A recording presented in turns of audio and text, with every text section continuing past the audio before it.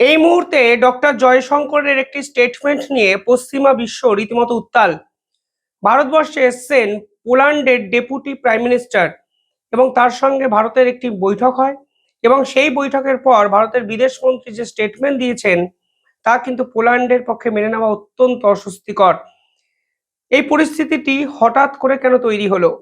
দেখুন, পোল্যান্ডের deputy prime minister আগের বছর পাকিস্তানে গেছিলেন। অক্টোবর মাসে তিনি যখন পাকিস্তানে যান তখন পাকিস্তান এবং পোল্যান্ডের পক্ষ থেকে একটি জয়েন্ট রেজলিউশন পাশ করানো হয় এবং আন্তর্জাতিক স্তরের কাছে একটি প্রেস ব্রিফিং দেওয়া হয়। সেখানে পোল্যান্ড এবং পাকিস্তান যুগ্মভাবে এমন কিছু কথা বলে যা ভারতের পক্ষে মেনে নেওয়া কিন্তু অত্যন্ত অস্বস্তিকর ছিল। এবং আজকে পোল্যান্ডকে পাল্টা কিন্তু ভারতের বিদেশমন্ত্রী দিয়েছেন এবং পরিষ্কার বুঝিয়ে দিয়েছেন যে পাকিস্তান এবং ভারত একই সঙ্গে যদি আপনি দু নৌকায় পা দিয়ে চলার চেষ্টা করেন তাহলে ভারতবর্ষ কিন্তু কোনোভাবেই মেনে নেবে না। ডক্টর জয়শঙ্কর কি বলেছেন আমি একটু সহজ ভাষায় আপনাদের বোঝানোর চেষ্টা করি। ডক্টর জয়শঙ্কর কালকে স্টেটমেন্টে বলেছেন যে Poland should display zero tolerance for terrorism, অর্থাৎ সন্ত্রাসবাদের বিপক্ষে পোল্যান্ডের জিরো টলারিজম কিন্তু দেখানো উচিত, অর্থাৎ কোনোভাবেই সন্ত্রাসবাদকে প্রশ্রয় দেওয়া উচিত নয়। And Poland should not help fuel terrorist in, এবং পরিষ্কারভাবে বলা হচ্ছে যে এই জঙ্গিদেরকে পিছন থেকে সাপোর্ট করা উচিত নয় এবং এমন কোনো স্টেটমেন্ট দেওয়া উচিত নয় যেন এই জঙ্গিরা অক্সিজেন পেয়ে যায়। এবং এখানে পরিষ্কার বলে দিয়েছেন এখানে ডক্টর জয়শঙ্কর যে যারা ভারতবর্ষের প্রতিবেশী রাষ্ট্রকে সাপোর্ট করে তারা জঙ্গিদেরও বড় সমর্থক।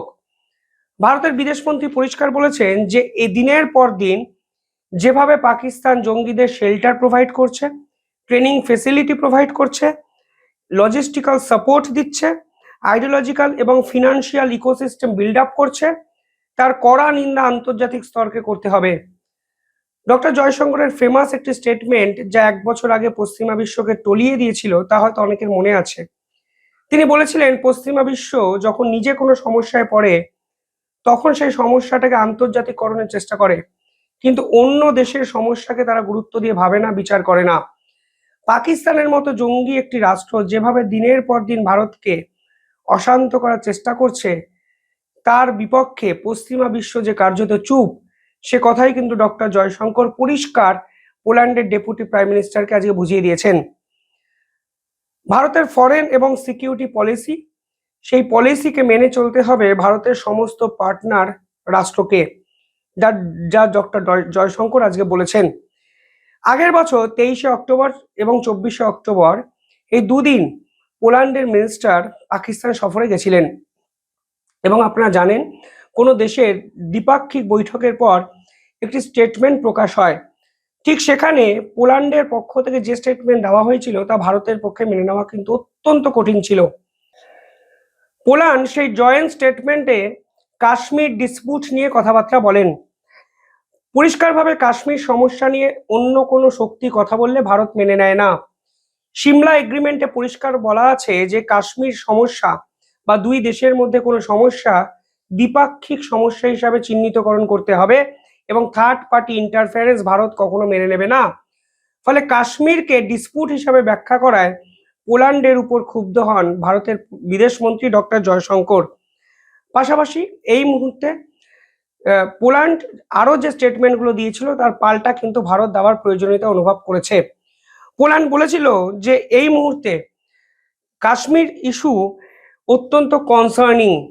এবার কাশ্মীর হলো ভারতের অবিচ্ছেদ্য অংশ, সেই কাশ্মীরকে প্রথম কথা ডিসপুট হিসাবে চিহ্নিত করা এবং কাশ্মীরের অবস্থাকে কনসার্নিং বলা কোনোভাবেই যে ভারত মেনে নেবে না তা কিন্তু পরিষ্কার হয়ে যায় ডক্টর জয়শঙ্করের এই স্টেটমেন্টে। এমনকি এই পুরো ইস্যুটাকে নিয়ে পোল্যান্ড মন্তব্য করে বসে যে কাশ্মীর সমস্যা should be address in peaceful manners, অর্থাৎ শান্তির সঙ্গে কাশ্মীর সমস্যা সমাধান করতে হবে। এবার কাশ্মীর কোনো সমস্যাই নয়, কাশ্মীর ভারতের অবিচ্ছেদ্য অংশ, পাকিস্তান জোর করে দখল করে রাখার চেষ্টা করছে।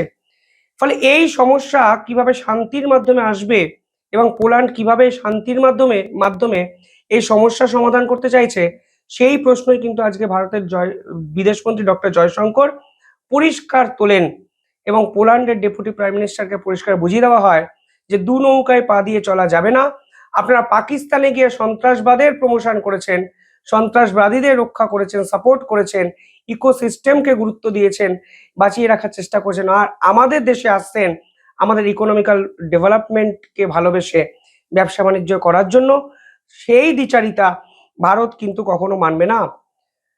পাশাপাশি পোল্যান্ডের পক্ষ থেকে সেবার বলা হয়েছিল, যে রেজলিউশন পাস হয়েছিল, যে তারা বলেছিলেন ইন্টারন্যাশনাল ল অনুযায়ী, ইউএন চার্টার অনুযায়ী কাশ্মীর সমস্যা সলভ আউট করতে হবে, অর্থাৎ আন্তর্জাতিক আইন অনুযায়ী ভারত এবং পাকিস্তানকে চলতে হবে, ইউএন চার্টারকে গুরুত্ব দিতে হবে। এবং আজকের দিনে দাঁড়িয়ে সেই পোল্যান্ডই আবার বলছে, আমরা যা বলেছিলাম সেটা অন্য প্রসঙ্গে বলেছিলাম, আসলে টেরোরিজম হলো আমাদের সকলেরই সমস্যা।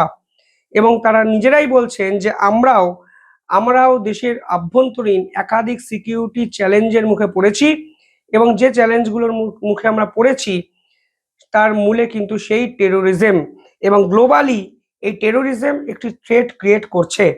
অর্থাৎ ডক্টর জয়শঙ্কর পরিষ্কারভাবে বুঝিয়ে দিয়েছেন পোল্যান্ডের এই আচরণ ভারতের পক্ষে মেনে নেওয়া সম্ভব নয়। তাই পোল্যান্ডকে নিয়ে ভারতের বিদেশমন্ত্রী এই ধরনের মন্তব্য করেছেন, এবং বুঝিয়ে দেওয়া হয়েছে শুধু পোল্যান্ড নয়, যারা ভারত এবং পাকিস্তান দু নৌকায় পা রেখে চলার চেষ্টা করবে তাদের সঙ্গে ভারত আর কোনো সম্পর্ক রাখবে না। দেখুন, পাকিস্তানের স্বভাব আমার মনে হয় কোনোদিনই যাওয়ার নয়। ইতিহাস সাক্ষী আছে, স্বাধীনতার পর থেকে পাকিস্তান বারবার সীমান্তে ভারতের সেনাবাহিনীকে আক্রমণের মুখে ফেলে ভারতকে অশান্ত করার চেষ্টা করেছে। কালও কিন্তু সেই একই প্রবণতা আমরা সীমান্তে দেখলাম। আমরা দেখলাম এই পাকিস্তান মদতপুষ্ট জঙ্গিদের সঙ্গে ভারতের সেনাদের গুলির লড়াই, এবং সেখানে সংঘর্ষে আমরা কিন্তু আমাদের বীর জওয়ান গজেন্দ্র সিংকেও হারিয়ে ফেলেছি। 7 জন সেনা সদস্য আহত হয়েছেন, যার মধ্যে 3 জন সদস্যকে এয়ারলিফট করে অন্য জায়গায় স্থানান্তর করতে বাধ্য করা হয়েছে পাকিস্তান জঙ্গিদের পক্ষ থেকে। অর্থাৎ আমি বলতে চাইছি, অতর্কিতে হামলা করে পাকিস্তানের এই জঙ্গিরা কালকে ফের ভারতীয় সেনাকে বিব্রত করেছেন, এবং সংঘর্ষে আপাতত উত্তপ্ত এই কাশ্মীর। ঠিক তার আগের দিন 3টে জেইশ-ই মোহাম্মদের আতুর ঘরকে ভারতের সেনারা কিন্তু সম্পূর্ণভাবে গুড়িয়ে দিয়েছে। এবং এই 3টে জায়গা থেকে যে জিনিসগুলো পাওয়া গেছে তাতে একটা জিনিস পরিষ্কার, যে পাকিস্তান জঙ্গিরা ফের ভারতে অনুপ্রবেশ করে পাহাড়ি অঞ্চলে বিপদসংকুল জায়গায় জঙ্গলে নিজেদের আত্মগোপন করে রেখেছেন, এবং নির্দেশ পেলেই তারা বড়সড় হামলার পরিকল্পনা করতে পারতেন।